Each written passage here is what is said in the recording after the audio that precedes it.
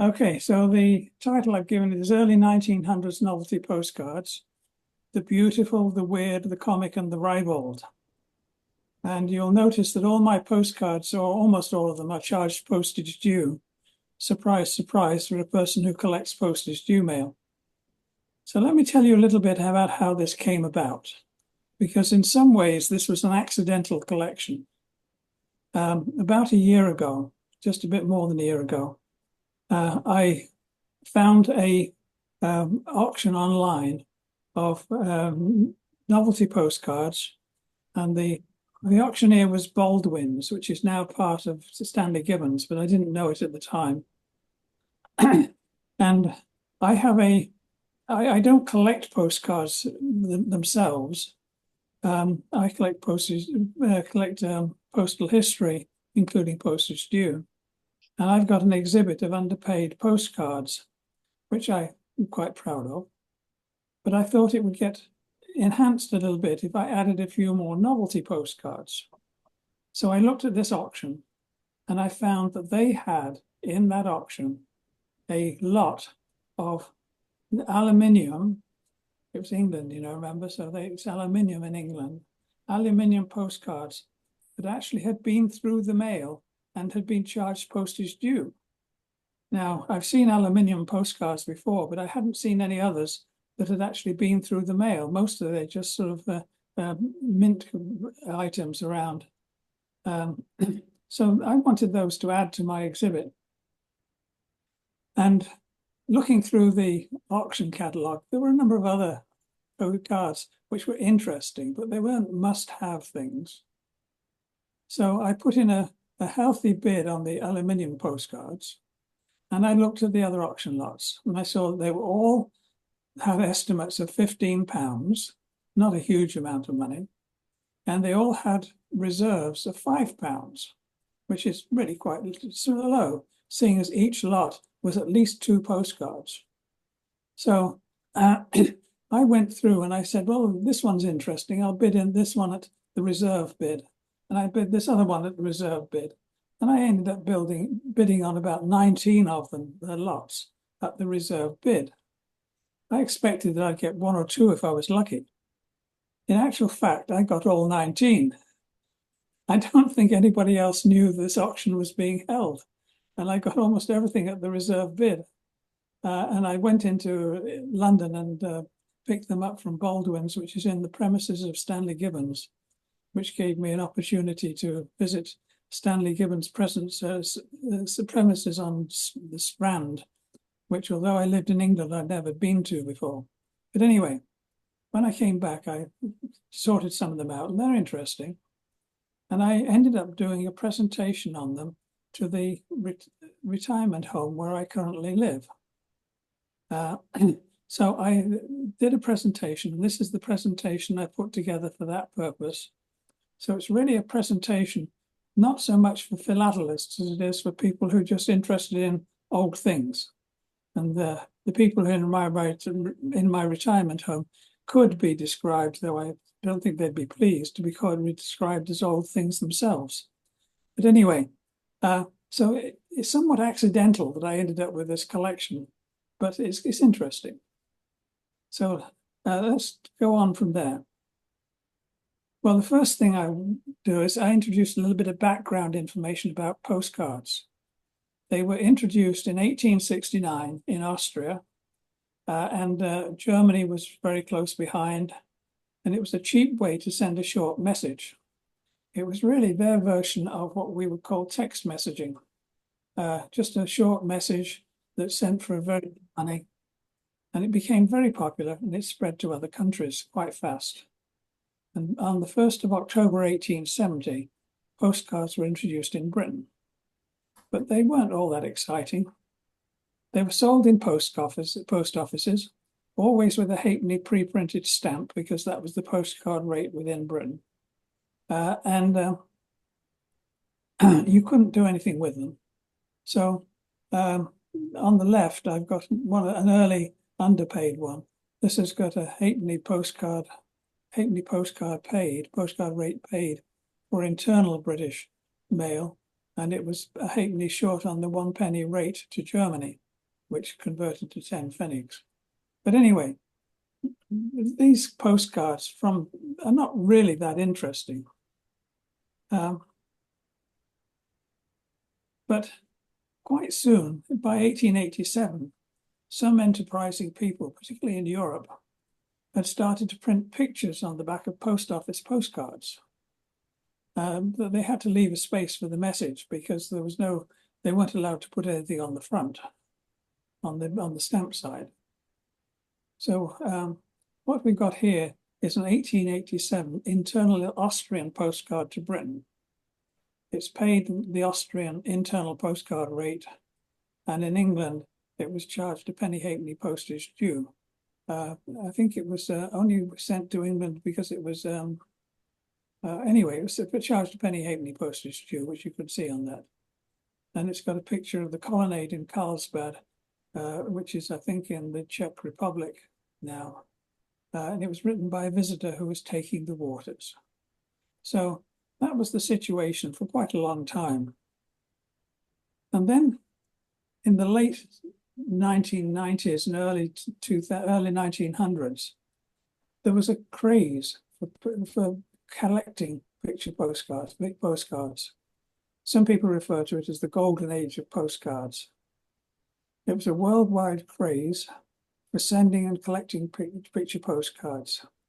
People would correspond put a newspaper advertisement into some foreign newspaper and saying, you send me postcards of your town and I'll send you postcards of my town.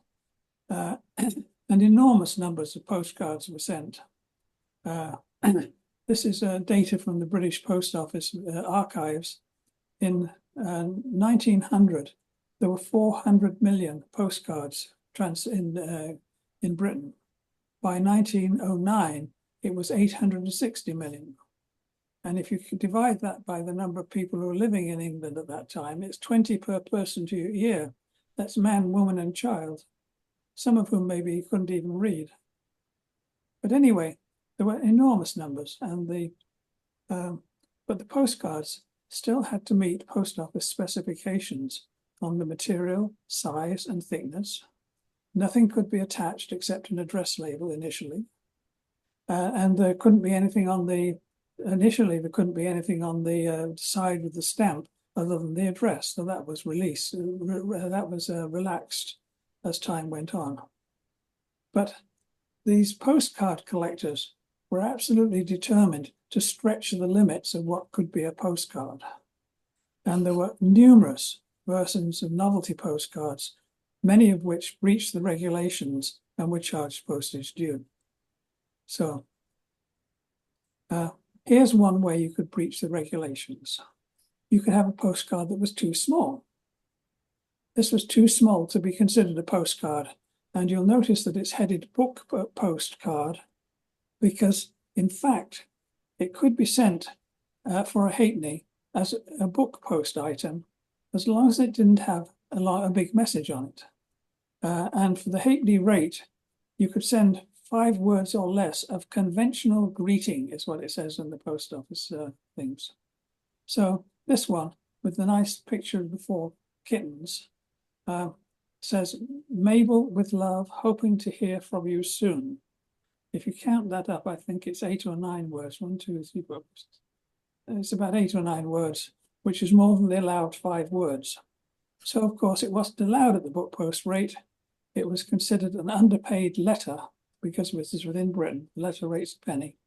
Halfpenny underpaid, charged penny double postage, double deficiency postage due. Here's another one.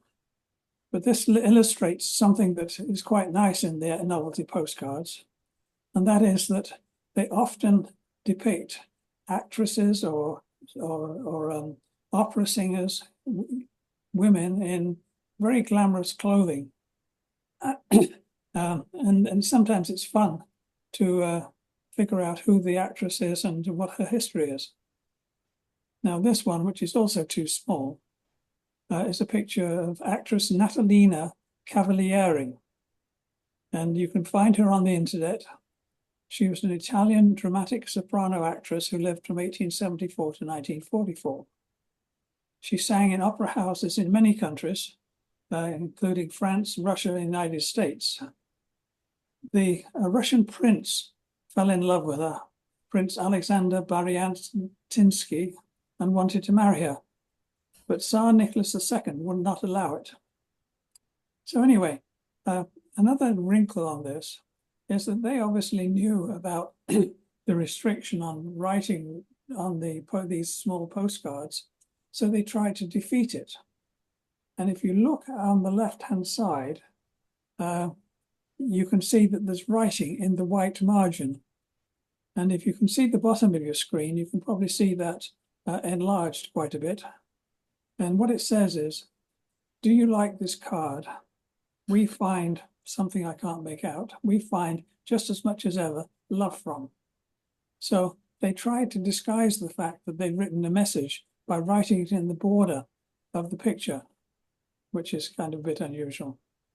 But anyway, the post office noticed it and charged it as an underpaid letter, of course. Now, if you can have postcards that are too small, then of course you can have them that are too big. And this is both too big, too thick, and so on. But the people who produced it knew it wasn't a postcard. They called it a panoramic card. And it says, by book post. This could also be sent as a halfpenny rate if it didn't have more than 5 words of greeting. This is actually a panorama of Sidmouth in the southwest of England. And so it's quite a big thing. You can see from the size of the stamp and the produced underneath. And it's got handwritten wedding greetings, and it's more than 5 words. And it's charged as an underpaid letter.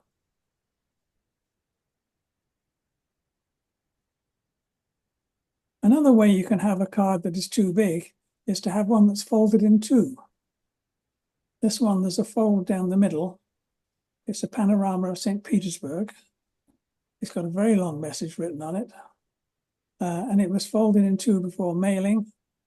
It had on it a Russian stamp that paid the international postcard rate and was charged in Britain as penny halfpenny underpaid. It was paid the international postcard rate, and it was a penny halfpenny underpaid in Britain, which was double to threepence, charged postage due. We actually went to St. Petersburg, and some of those buildings are still there. Another similar one is this panorama of Constanta, which is a port on the Black Sea in Romania. Again, we stopped there for a couple of hours on a cruise. Can't say I remember anything about it. This was folded in 2 before mailing. And in this case, they've folded, after they folded in 2, they wrapped the stamps around the folded edge so that it would hold the 2 sides together. So to open it, of course, you had to slit the stamps down the middle. But anyway, another example of a postcard that is too big. And here's yet another that's too big.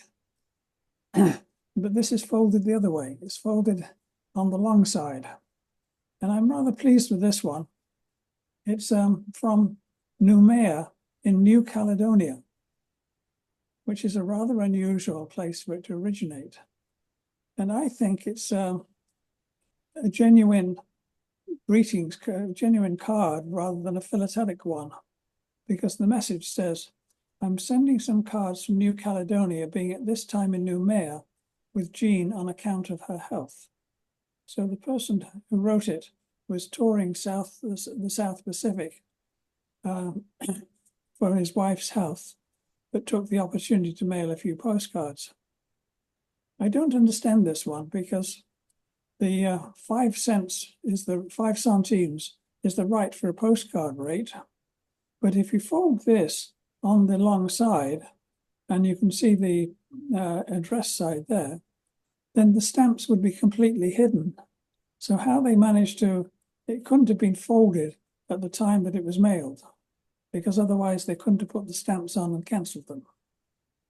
But anyway, it's a very unusual point of origin, and it's quite a nice card. Again, we're still in the button, we're still in the beautiful phase of this presentation. And here we have a rather beautiful one of a butterfly. Again, it's folded in two on the long side. The pity on this one is that it used to have folded tissue paper that, as you opened it out, formed up into a 3D representation of the body of the butterfly. But unfortunately, it doesn't really work anymore. I tried to take a photograph of it unfolded on the right, but it didn't really work. But anyway, it's kind of rather nice. Again, we're kind of moving a little bit away from the beautiful and a bit towards the weird. I'm sure a lot of you have seen leather postcards. Postcards had to be of comparable thickness to post office cards. They couldn't, in Britain, they couldn't be any thinner than the thinnest post office issued postcard, and they couldn't be any thicker than the thickest issued post office postcard. And of course, they had to be made of card, and leather isn't card. So this is one from Switzerland, which it's very unusual, I think, to see leather postcards from Europe. Leather postcards in North America, there were quite a lot of them. But again, it's paid at the postcard rate and charged as an underpaid letter. So here's what started all this, the aluminium postcards.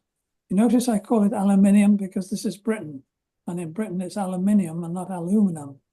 So anyway, this is a 1904 card, and it was, they put on it a liable to letter rate, and it seems as though the hand stamp for liable to letter rate didn't really stick, and they've gone over it and enhanced it in pen or pencil or something, and it's charged a penny postage due, the top left. Now, the post office were really determined that they didn't want aluminum postcards. And in 1904, there was a post office instruction that aluminium postcards were sent to the returned letter office, and they were to be destroyed. But not all of them got destroyed. Okay. This is the Tower of London. And it's a bit battered, but then all of these that I have 5 that came through the mail, and they're all a bit battered. This is probably the least battered of them all. Well, continuing with the beautiful, and I mentioned that a lot of the postcards would have pictures of actresses and so on them. This is what was called a bas relief postcard. It's thicker than a regular postcard, and if you run your fingers over the over Gertie Miller, you'll figure then that the images are all raised. It's slightly embossed, so there's a bit of a 3D effect. Not very much, but enough. And the post office considered it to be too thick and would charge it postage due. But Gertie Miller had an interesting history.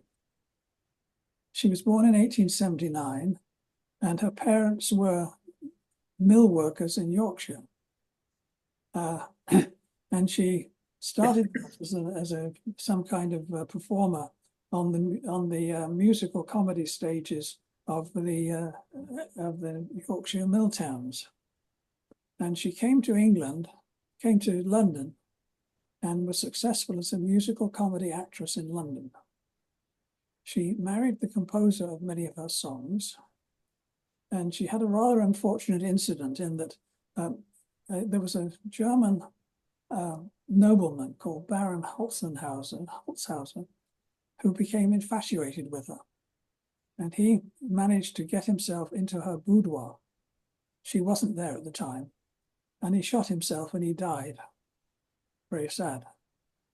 In 1924, after her husband's death, she married the Earl of Dudley, who was a former Governor General of Australia, and he died in 1932. So, and she lived to 1952.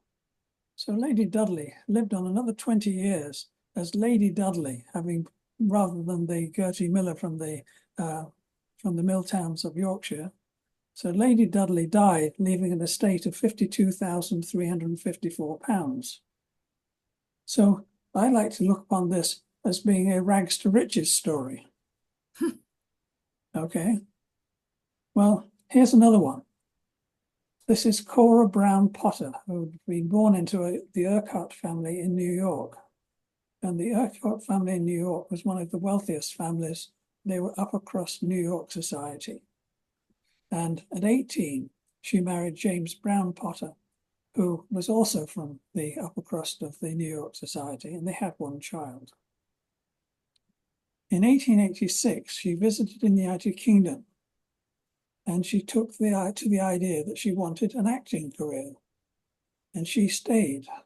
Now, her husband disapproved and left, taking their daughter back to the United States, and eventually he divorced her. She had a long acting career from 1887 to 1919, and in 1936 she died at some kind of villa in south of France.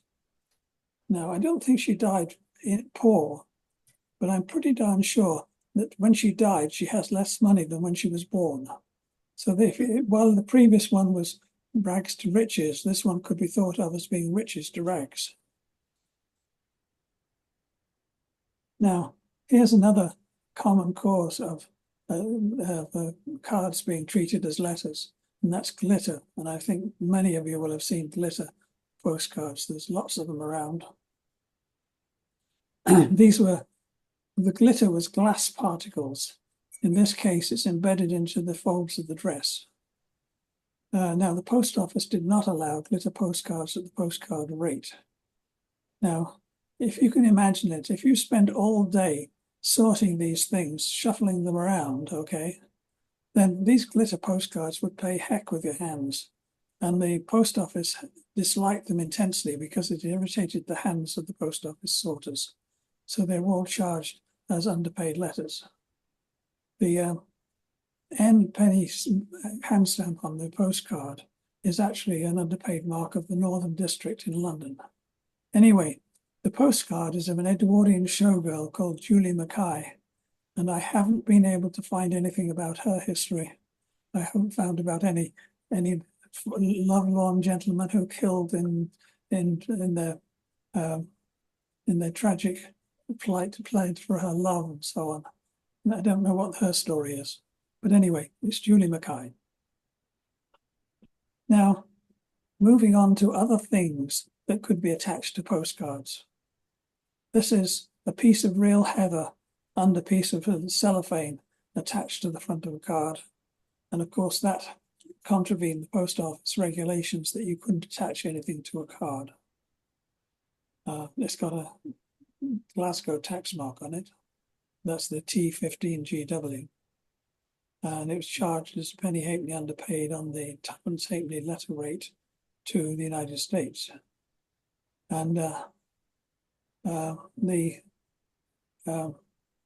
inscription is in Scottish, which I can't render in real Scottish fashion.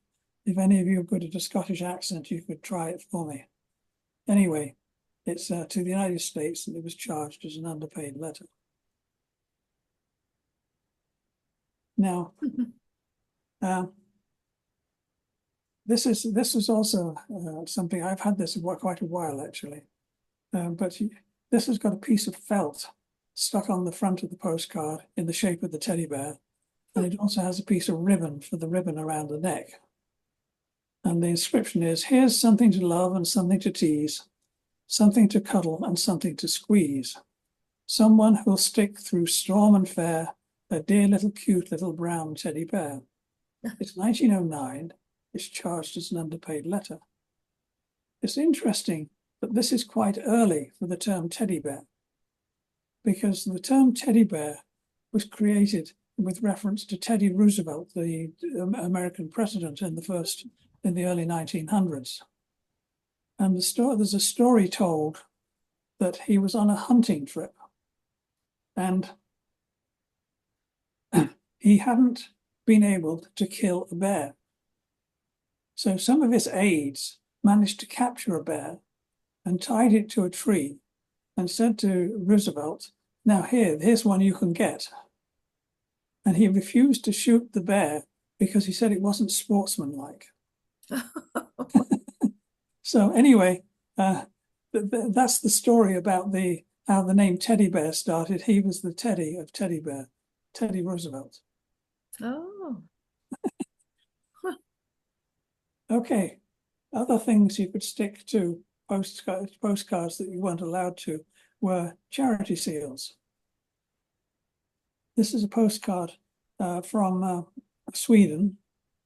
The Swedish postage stamps correctly pay the UPU postcard rate, but underneath it there is a Christmas charity seal to fund tuberculosis centres. Somebody knows a lot more about these than I do, and it was not allowed.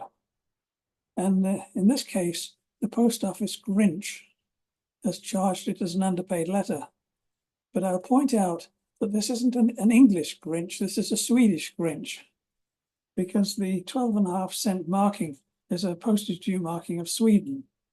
So Sweden has decided that it was not allowed at the postcard rate and charged the postage due on it. And it ended up being charged twopence halfpenny, twice the 12.5 cents. And it's quite a nice picture of a town on the waterfront in Sweden. Other things. One thing they liked to do was to have these little perfumed sachets on the card. There's two examples here. The one on the left is supposed to smell of sweet briar, and the one on the right is supposed to smell of wallflower.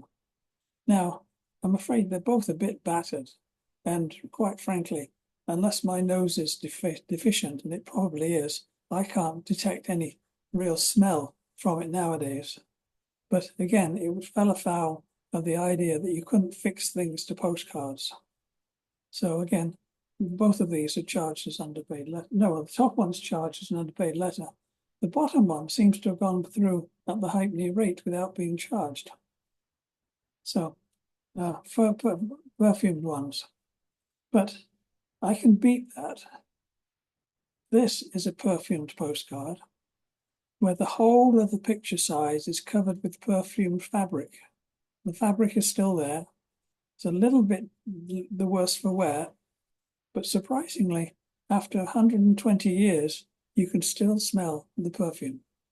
And again, it was charged as an underpaid letter. And it's quite nice. They like novelties. This postcard is actually 3 layers of cardboard sort of together in a sandwich. And the front of the postcard has little holes cut out where you can read the letters of good luck. Okay. And in the middle at the bottom is a bit of a cardboard that sticks out. And if you pull that card, then the good luck changes to be thine, as on the middle there. So this was a novelty postcard, but of course it was too thick for the postcard rate and it was charged postage due. This one is a bit of a puzzle. I don't know what to do with it. You see, at the top of the postcard on the left, there are 2 lenses. One is green and one is red. And in the middle, I've blown that up and you can see the instructions. The instructions are to cut out the lenses where marked and to see 2 different pictures, look through each lens separately. And if you look through the green lens, you're supposed to see the water chute at Earl's Court. And if you look through the red lens, you're supposed to see Victoria Embankment. My problem is this: I can't do that without cutting the lenses off. And if I cut the lenses off, I've destroyed the postcard. So what do you do? Anyway, it's one of the many things they tried in this era just to test the limits of what you could send at a postcard rate, and it was charged as an underpaid letter. Here's one, which again pushes the limit. Though the people who published it know that it was available more at the book rate than the postcard rate. There's a little book glued to the front of the to the picture side of the postcard, and it calls itself a postcard, the Cynicus postcard booklets, and it's a Border Ballads series. And this one is the Dowie Dens of Yarrow. And it's a 12-page booklet. You fold this thing out and it opens up and there's 12 pages.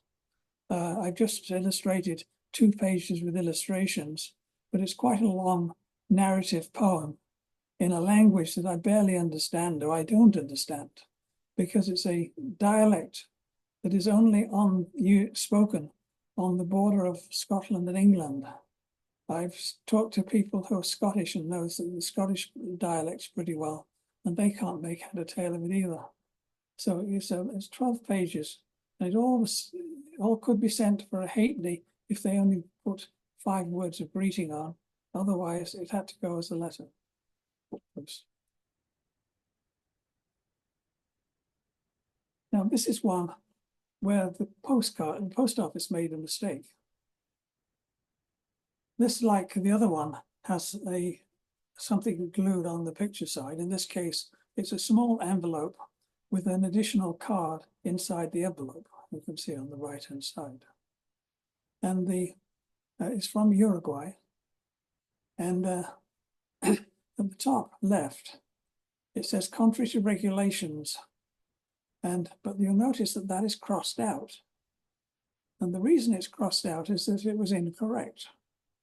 The postage on this card is actually sufficient for the UPU letter rate from Uruguay to England. So it was actually full paid at the letter rate. So contrary to regulations wasn't applicable. But still, it's by the way, this postcard cost me £5, and I only acquired it through the kindness of somebody who was sitting at the table where I was looking at. We were on a place on the south coast of England last February, and I was looking through this, and I found this, and I said I wanted it, and I fished in my wallet. I'd just come from Canada a couple of days before, and I brought some English currency with me, and I fished it. The seller wanted £5 for it, so I took a £5 note out of my wallet, and I offered it to the vendor, and she said, "I can't accept that. That's old money." And I said, "Why?" She said, "Well, a Canadian guy came over and took over the Bank of England and changed all our money over to plastic money." The Canadian guy, of course, was Mark Carney. And they changed all their notes to plastic notes, and they weren't accepting the paper currency anymore. And the guy sitting next to me at the table said, he overheard what was said and said, "You can change that into a new £5 note at any bank." And I kind of looked a bit nonplussed because I really wasn't planning on going to any British banks. He said, "Oh, by the way, I'm going to the bank tomorrow." And he fished in his pocket and took out a new £5 note and took my £5 note in exchange. So that's how I came to buy this one. So it's an example of unsolicited human kindness. I think we need more of that. Anyway, let's go on with the story. I understand postcard collectors, and I'm not really one, refer to the postcards where there's pull-out pictures as Zapparello cards. And these are named after a character in Mozart's opera Don Giovanni. And in the opera, Don Giovanni produces a long list of Zapparelli, produces a long list of Don Giovanni's seductions in the form of an accordion fold. And the photograph on the left is the actor Marco Vincio as Leporello in the San Francisco Opera 2011 production of Don Giovanni. So anyway, that's how the Leporello postcards got their name, apparently. And here is one. This is a picture of a Scot, and in his backpack, it says, "Greetings from Rothsay." And you pull it out, and there's 10 pictures of the Rothsay area. And it was charged charged as an unpaid letter. It was only paid halfpenny for the postcard rate. And there's a postage due stamp on that, which is fairly new for postage due stamps. It's dated the 39th of August, I think, 1914. And the postage due stamps had only been introduced a month or two before that. Anyway, that's Rothsay. Here's another one, which is also Scottish, from a place called Milnerthorpe. And when you open up the radiator of the car, then you get 11 pictures of the Milnerthorpe in Kinrossshire. So that's the Leporello postcards. Now we're getting pretty much into the weird. These postcards have pieces of sandpaper inserted into them. It's in the mouth of the barber on the left, and it's over the backside of the guy on the right.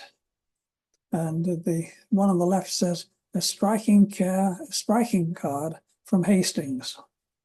And the other one says, "Strike your patch upon his match. Strike your match upon his patch." And so both of these were not allowed at the postcard rate because of the piece of sandpaper being stuck to it. Other things that could be stuck to postcards. This is hair. And again, the picture doesn't do it very good, but it's quite woolly. It's not just on the surface of the card. It stands up quite a bit. It's quite a hairstyle. I always wondered how it got through the mail without being destroyed when it had all this hair sticking out on it. And it's got on it written, "To get envelope off, tear it as it is only to keep the hair in place." So I think there was a piece of clear cellophane or something over the hair when the card was sold that you could remove so as you could get the full effect of the hair. But anyway, that's the hair. Now we can continue on with more hair. But in this case, it's not hair on the head, it's the moustache. And the moustache is quite woolly. And the message on the card is, "When you have a moustache like this, then I will kiss. Oh, what bliss. For how will it be possible then to resist?" And I think this is from some kind of anonymous, amorous woman, which was not very ladylike for 1909. But she wrote on the card, "Buck up and grow a moustache like this, then you shall have a sweet kiss. My word if I do. I will, you know. Best love from one you know." Now, she was sufficiently prudent to not sign it, so we don't know who she was, but that's pretty amorous for the 1909. But this next one is even more so. This actually is not a novelty postcard, it's just an underpaid postcard from Britain to Gibraltar. But what it says at the top, this is the soldier speaking. "Me, how do I look in my busby?" Well, a busby is also known as a bearskin, in case you didn't know. And she says, "Not as well as in your bare skin." And bear is spelt B-E-A-R. But I'm absolutely sure that she intended the double entendre. She says in the message, am now taking the liberty of sending this as I've taken great interest in the PC. I think that's postcard. I've taken great interest in the postcard exchange. Hoping you will not think me too forward. Best wishes, Miss E. Davis. So she signs it. So she's forward enough to come up with this rather, this double entendre of a postcard and send it off to this person in the military hospital in Gibraltar. So anyway, I think it's quite nice. Now we're coming on to, we're still in the weird area now. This is a pig's face, which is on a spring. And if the thread at the back of the card, there was a thread at the back of the card, and if you cut the thread, the pig's nose and face sprang out on a spring. I can't make it stay back anymore. It's permanently released now.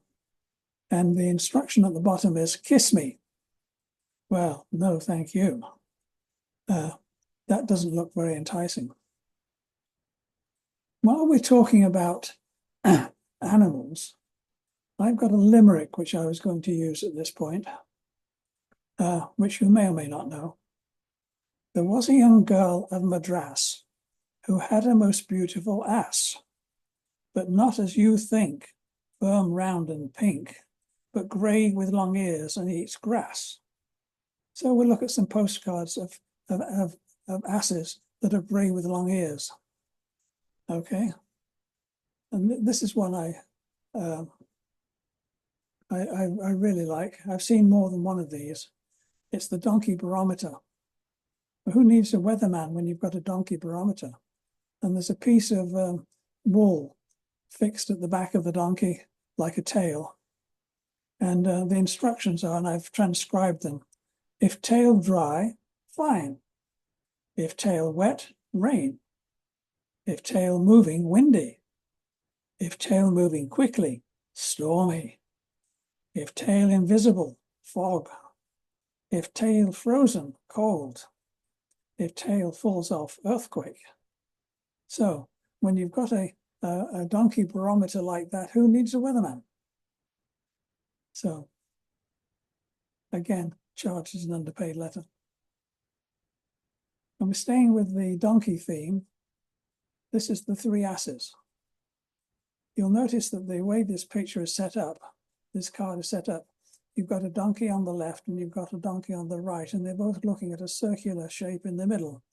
Well, the circular shape in the middle is a mirror. So when you look at your postcard carefully in the mirror, you see the third ass. And the description is, when shall we three meet again? Again, charged as an underpaid letter. Another novelty idea. This is the tipping hat. And the instructions, the inscription on this, it looks like a very smartly dressed woman. And you think it's somebody quite nice. Why do folks stare and follow me so? Lift my hat and then you'll know. Now, when you lift the hat, that is what you see. It's the woman wearing the hat isn't the least bit pretty, and you could be quite disappointed. So there's the latest fashion, the tilted hat. Now, we're moving on to some others. This card has got a skirt made of sort of very, very fine fabric. And if you blow through the hole at the back, the skirt lifts up. And so that's what this one does. This one is a bit similar. It also has a skirt. The inscription is, if you don't believe me, see for yourself. My woman's got a wooden un. A wooden un. Well, you blow through the back of this one, and then you see what she's got a wooden un. The wooden un is a wooden leg. And there's a guy poking his head out of the door over there. I don't know why, but anyway, there is. So that's another novelty idea. Now this has got a patch of tissue paper over this woman's stomach. And again, I think you intended to blow through from the back and it's bulged out. And I can't think of any reason why things would bulge out of a woman's stomach unless she was pregnant. So whether this was to suggest pregnancy or not, I don't know. But that's what it does. Now, in this case, there's tissue paper inserts over the back sides of both of these women on these two cards. There's two similar cards. One's got a green tissue paper and one's got a red. And I'm afraid I can't think of anything that might blow out of this part of the anatomy that I can mention in a company of such refined people.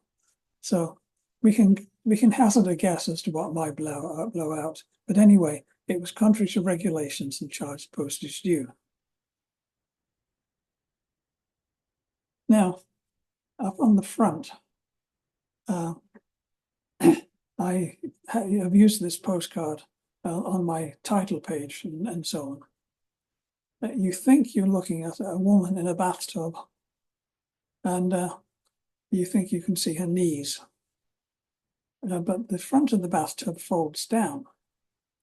And I'll show you what you see when you do that. You'll see that what you thought were her knees are actually the heads of two bald gentlemen who are sitting at a table in a restaurant and she's serving them drinks. So it's not what you expected. So it's one of the better novelties. Now then, this is the last line. It's also the last line of my presentation. There's a string stuck to the card, which acts as the noose on this gentleman. Okay. And this is the, dear so-and-so, hearing that you're interested in limericks and looking for a good last line, I send you one. So this is the last line for the limerick person. And he's called the Limerick Lunatic. So and this is the end of my presentation. I hope you enjoyed it.